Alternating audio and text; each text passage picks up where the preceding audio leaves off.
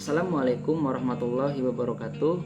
Kami dari kelompok 3, kami ingin mencoba untuk mempresentasikan hasil dari penelitian kelompok kami, yaitu tentang perancangan infrastruktur jaringan komputer untuk penerapan e-government Kabupaten Sumedang di bidang pelayanan publik.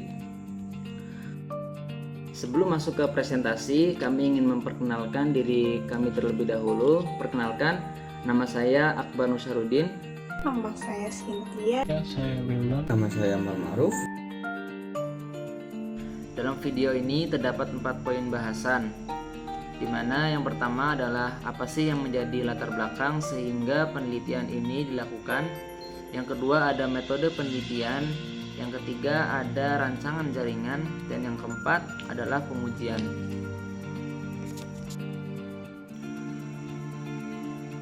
Latar belakang yang pertama, saat ini kondisi perkembangan teknologi memunculkan tuntutan yang lebih tinggi terhadap aspek kecepatan, kemudahan, akurasi, serta transparansi dalam berbagai layanan publik. Maka dari itu, pemerintah perlu merespon dengan baik.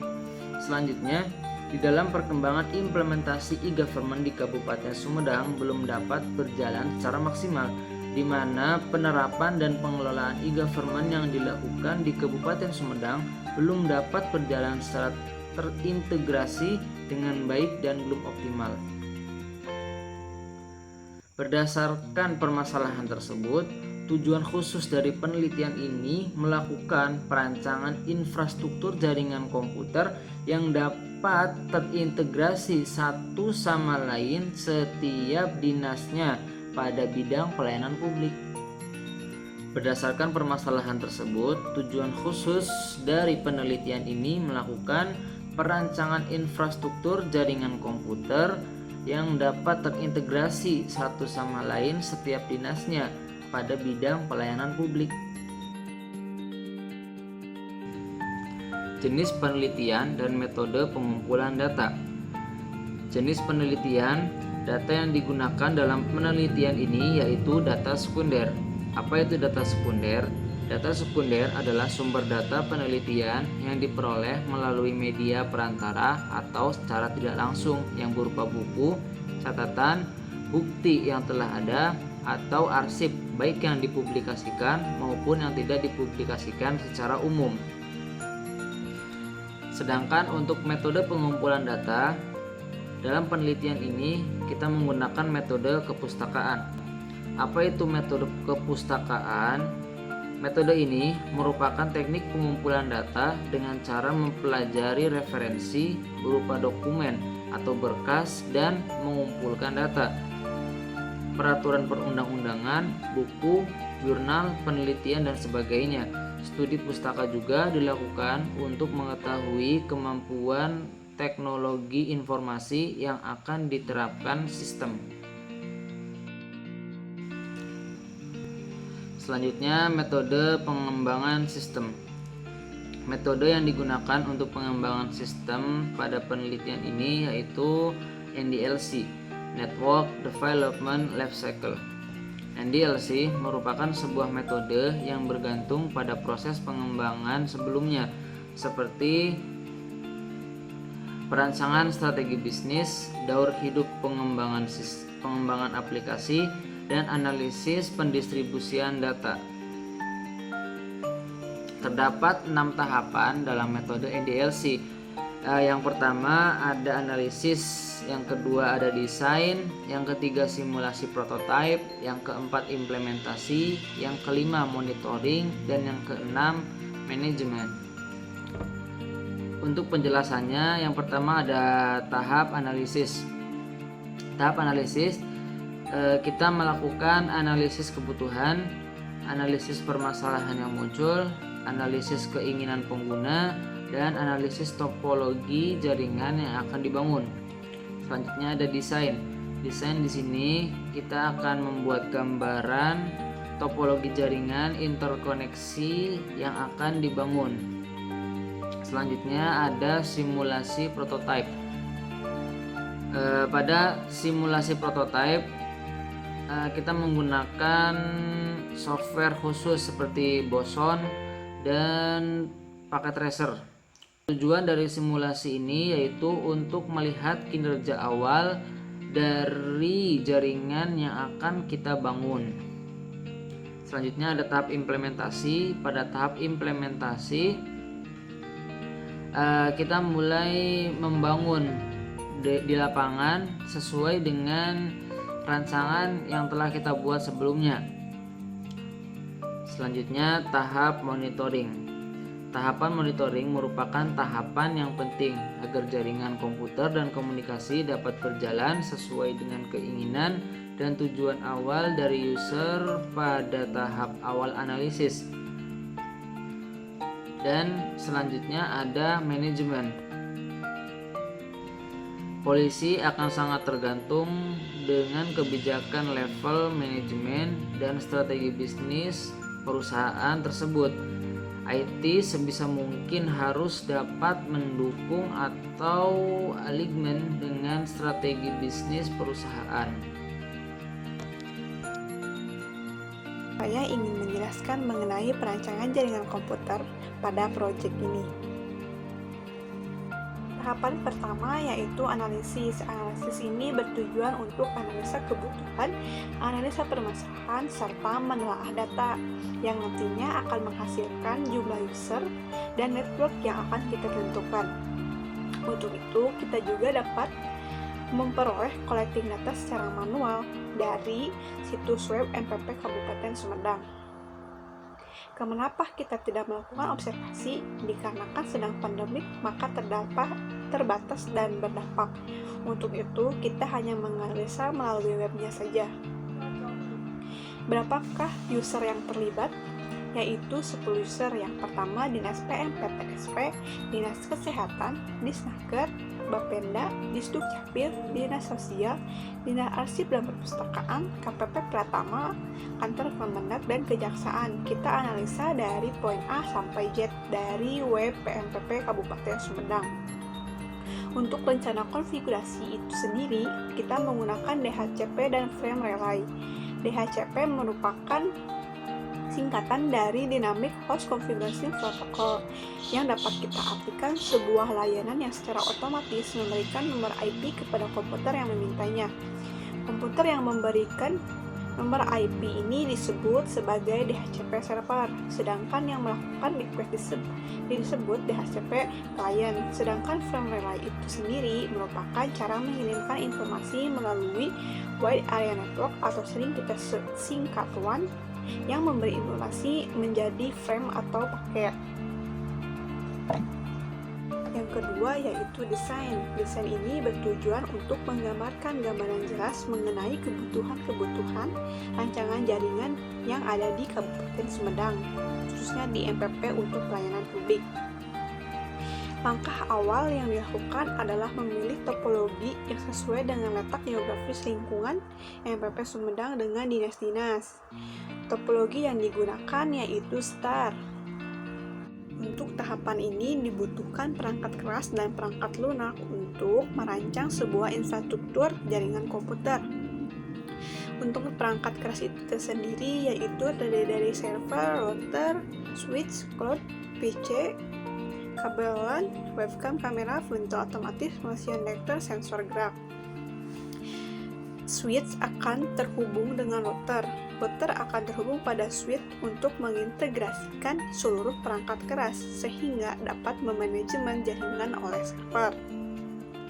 Server itu tersendiri dibutuhkan 11 server, yaitu 1 server di MPP dan 10 server di dinas. Untuk router membutuhkan 10 router yang dibutuhkan di setiap dinasnya.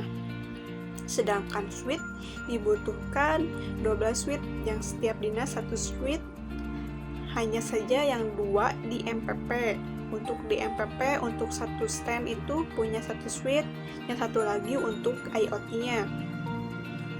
Kemudian untuk personal komputernya membutuhkan 60, dibutuhkan dalam satu dinas itu 5 personal komputer, sedangkan ini ada 10 dinas jadi 50 personal komputer dari tiap dinasnya, dan di MPP itu 10 personal komputer jadi semuanya total 60. Untuk kabel LAN ini menggunakan serial DTE dan converter state to guard.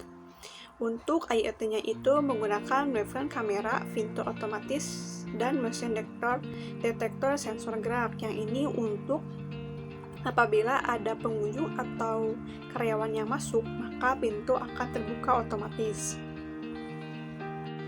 Untuk kebutuhan perangkat lunaknya itu sendiri terdiri dari beberapa.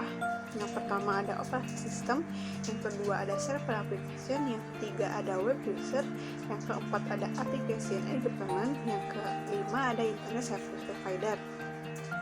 Apa itu operasi sistem? Operasi sistem merupakan sebuah software yang menjalankan peran untuk memanajemen operasi-operasi dari perangkat komputer. Sedangkan server aplikasi itu sendiri merupakan aplikasi komputer yang memberikan pelayanan atau melakukan proses pelayanan terhadap setiap permintaan yang dilakukan oleh setiap komputer pengguna yang terhubung dengan jaringan. Sedangkan web browser merupakan alat menjelajah berbagai situs website yang ada di internet. Untuk aplikasi e-government merupakan aplikasi yang digunakan untuk e-government ini. Untuk internet service provider atau penyedia jasa internet, perusahaan yang menyediakan jasa sambungan internet dan jasa lainnya yang berhubungan. Yang pertama, spesifikasi perangkat lunak untuk server itu sendiri. OS-nya menggunakan Linux Debian, untuk server aplikasinya menggunakan web server Apache 2, database Apache Kahana dan MySQL, Maya Server SQL Mail, untuk web browser-nya menggunakan Google Chrome, untuk aplikasi e-government-nya menggunakan web browsing, webmail, dan database. Untuk internet service provider-nya menggunakan IndiHome. Sedangkan untuk spesifikasi perangkat lunak klien, OS-nya menggunakan Windows 10, untuk web browser-nya menggunakan Google Chrome dan juga Mozilla, sedangkan aplikasi e-government-nya menggunakan web browsing, webmail, dan database. Nah, untuk kebutuhan spesifikasi perangkat kerasnya itu terdiri dari server dan juga klien seperti perangkat lunak. Ini terdiri dari server, switch LAN, kabel, modem Wi-Fi, dan juga router. Server itu tersendiri merupakan pusat sebuah jaringan komputer yang mana komputer server yang sudah terhubung dengan klien mampu mengirim maupun menerima sebuah data. Sedangkan switch merupakan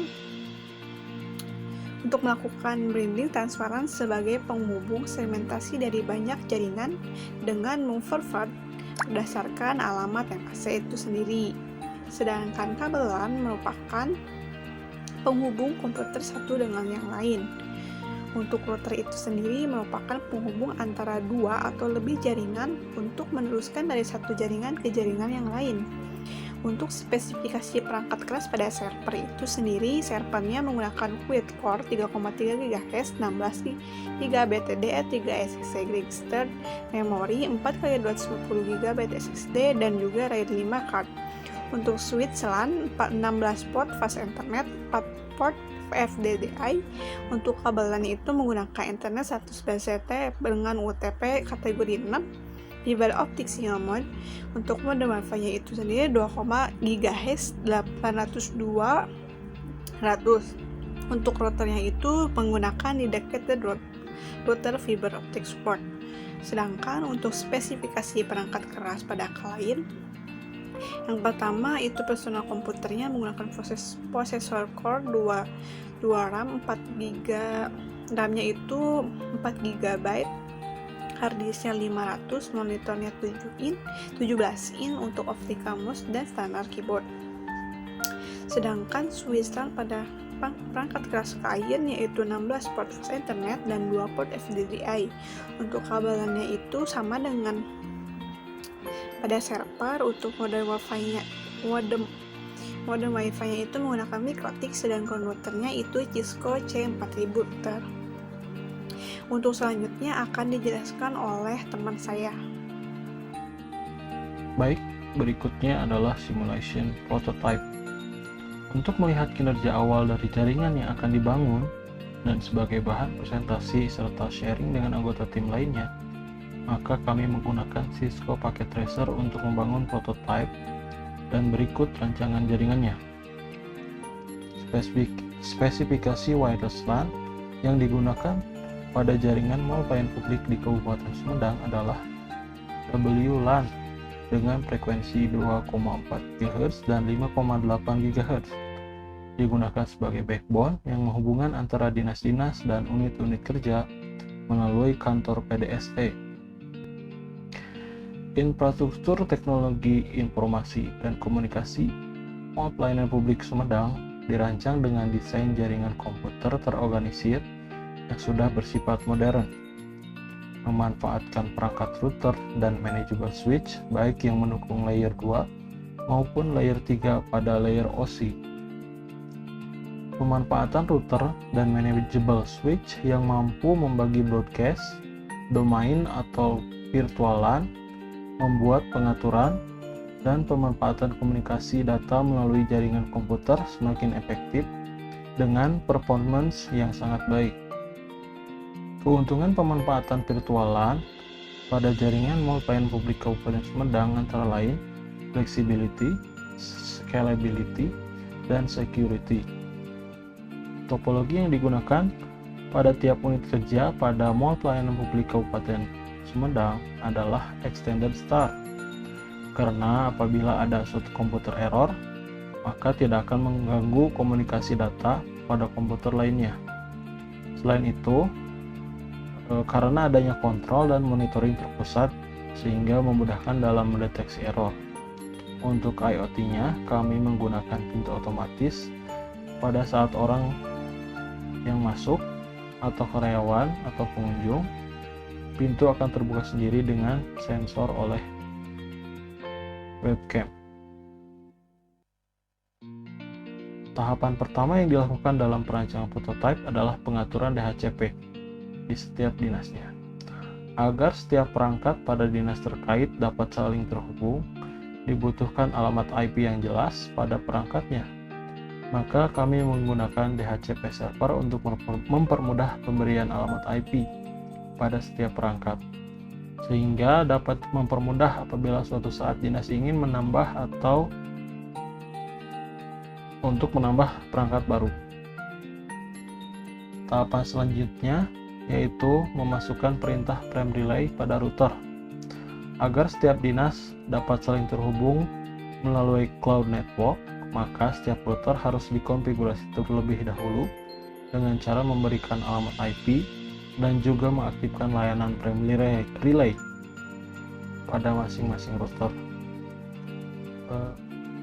Kemudian membuat root data pada tiap slot jaringan yang dipakai.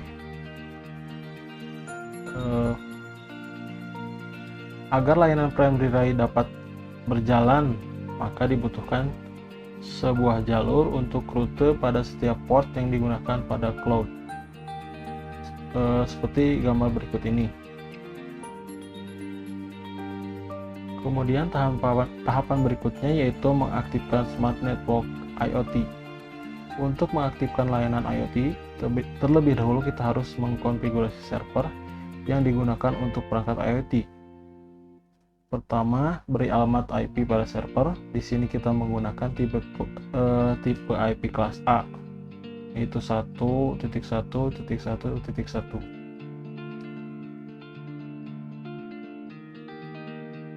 Kemudian selanjutnya, untuk mengimplementasikan IoT, terlebih dahulu kita harus membuat kondisi di mana perangkat tersebut aktif.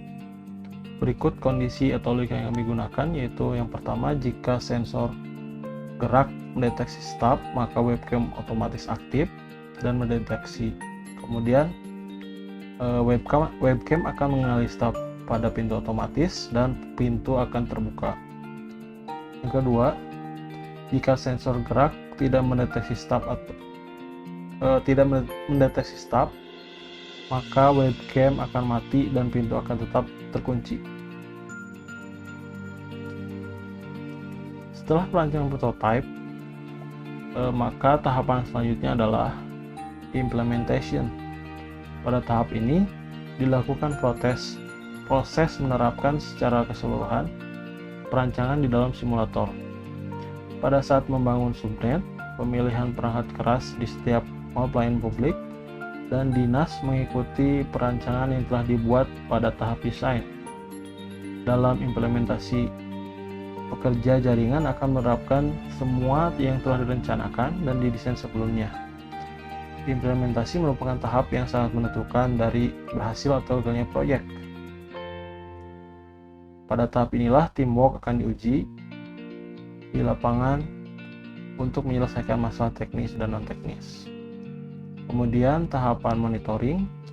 Setelah melakukan implementasi, maka tahapan monitoring merupakan yang penting agar jaringan komputer dan komunikasi dapat berjalan dengan keinginan dan tujuan awal dari perancangan. Monitoring bisa berupa melakukan pengamatan data pada yang pertama, yaitu pada infrastruktur hardware dengan mengamati kondisi reliability atau kehandalan sistem yang telah dibangun. Kedua, yaitu dengan memperhatikan jalannya paket data di jaringan. Kemudian dengan metode yang digunakan untuk mengamati kondisi jaringan dan komunikasi secara umum, secara terpusat atau tersebar. Kemudian pendekatan yang sering dilakukan pada pendekatannya ini adalah pendekatan network management. Dengan pendekatan ini, banyak perangkat baik yang lokal dan tersebar dapat dimonitor secara utuh. Tahapan yang terakhir adalah manajemen. Pada level manajemen atau pengaturan, salah satu yang menjadi perhatian khusus adalah masalah kebijakan. Kebijakan perlu dibuat untuk membuat atau mengatur agar sistem yang telah dibangun dan berjalan dengan baik dapat berlangsung lama dan unsur reliability terjaga. Polisi atau kebijakan akan sangat tergantung pada kebijakan level manajemen dan strategi bisnis perusahaan tersebut. IT sebisa mungkin harus dapat mendukung atau alignment dengan strategi bisnis perusahaan. Demikian pemaparan untuk perancangan infrastruktur jaringan komputer untuk penerapan e-government di Mall Pelayanan Publik Kabupaten Sumedang. Saya perwakilan kelompok 3 akan menjelaskan proyek yang telah kita buat, yaitu proyek dari jaringan komputer kantor Mall Pelayanan Publik Kabupaten Sumedang. Untuk menggabungkan dari setiap dinas ke kantor Mall Pelayanan Publik, maka dibutuhkan pusat di mana setiap dinas dapat terhubung satu sama lain. Dan untuk itu kita menggunakan cloud network. Tapi sebelum kita ke cloud network ini, kita harus terlebih dahulu untuk menamai setiap perangkat atau memberikan alamat IP pada setiap perangkat di kantor dinas. Nah, untuk menamai IP address tersebut, kita menggunakan metode DHCP server, di mana kita terlebih dahulu harus mengatur dulu server yang ada pada setiap dinas untuk meng-on-kan service DHCP-nya. Kemudian kita setting dulu seperti default gateway, DNS server, dan alamat IP untuk setiap kantor dinasnya. Nah, setelah itu baru kita gariskan dulu dari awal IP address-nya.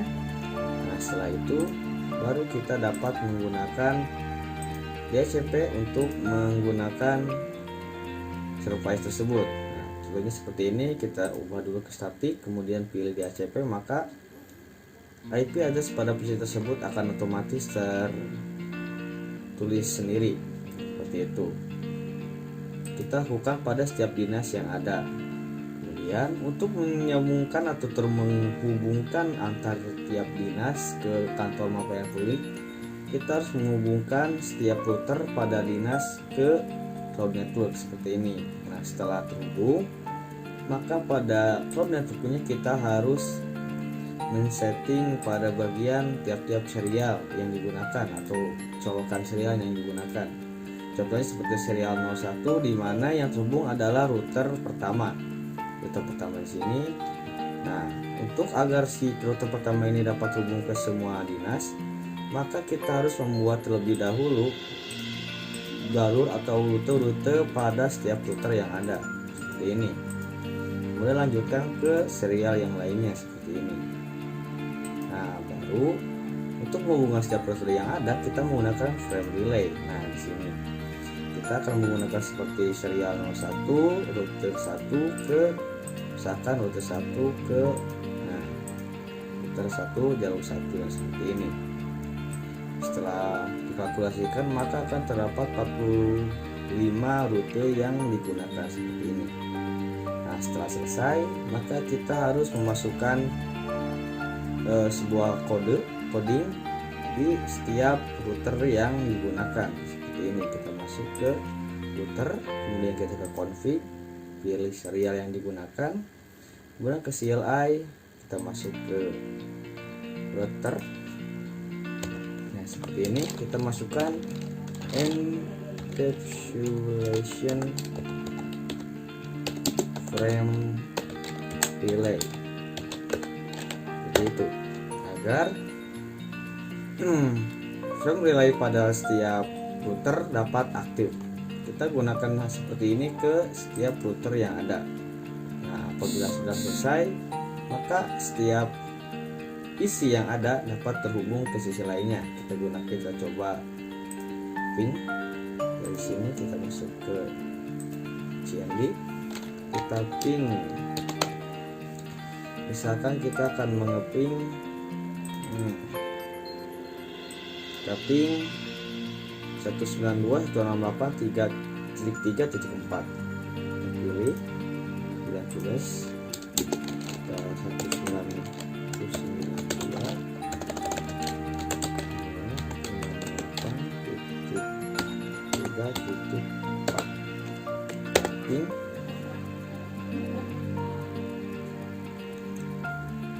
Kita lihat, nah seperti ini. Apabila sudah selesai, kita bisa coba menggunakan mengirimkan pesan dari sini.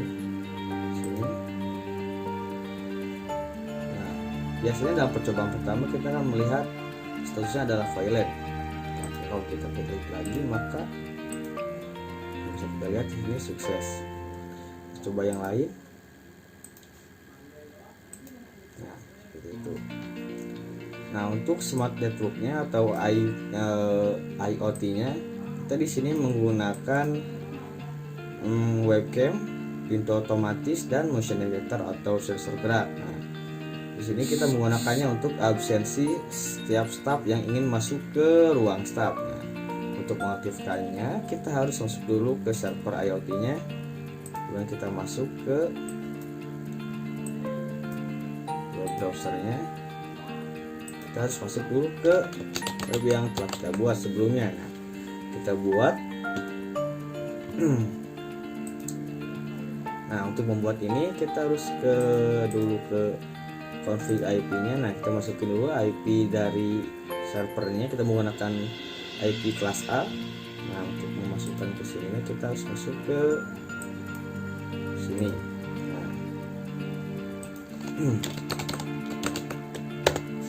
Nah, untuk membuat username atau passwordnya kita bisa menggunakannya di service. Kita masuk ke IoT. Nah, ini yang telah kita buat sebelumnya. Kita masuk lagi ke sini, kita masukkan admin.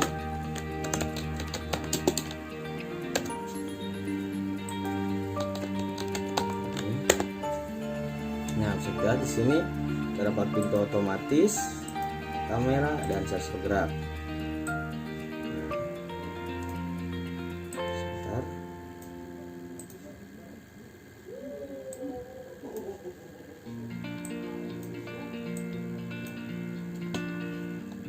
Untuk mengaktifkannya kita hanya perlu memencet ALT dan kursor seperti ini. Nah, seperti ini.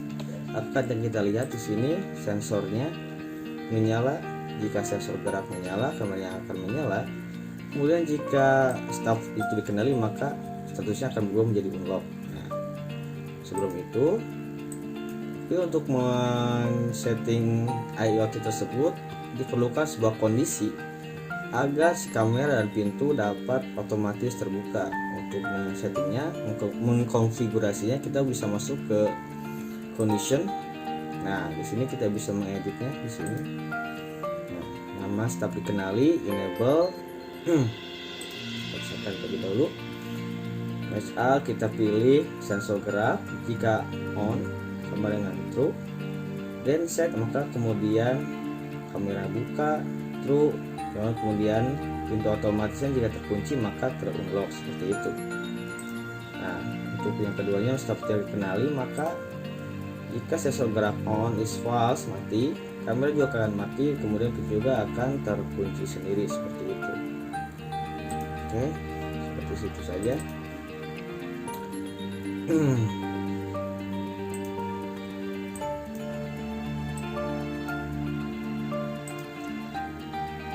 Untuk mengecek apakah kantor MPP ini dapat bekerja dengan baik, kita bisa menggunakan simulation, kemudian pilih pesan dari sini, kita klik, pilih ke sini, kita coba lagi dari sini ke sini aja, kita coba, lalu kita bisa play di sini.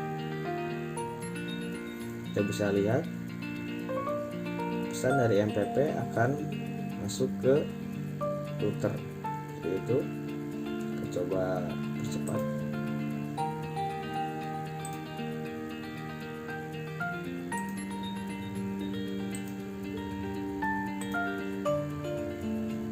Kita ulang terlebih dahulu tanpa simulasi. Sukses, kita sini successfully. Kita coba lagi ke simulasi. Nah, kita lihat pesan yang dikirim masuk ke cloud, masuk ke router, kemudian dia akan masuk ke sini dan memberikan pesan terkirim ke notifikasi pengiriman ke PC yang bersangkutan. Nah, seperti itu. Oke, cukup sekian yang bisa saya jelaskan. Mohon maaf masih banyak kekurangan. Assalamualaikum warahmatullahi wabarakatuh.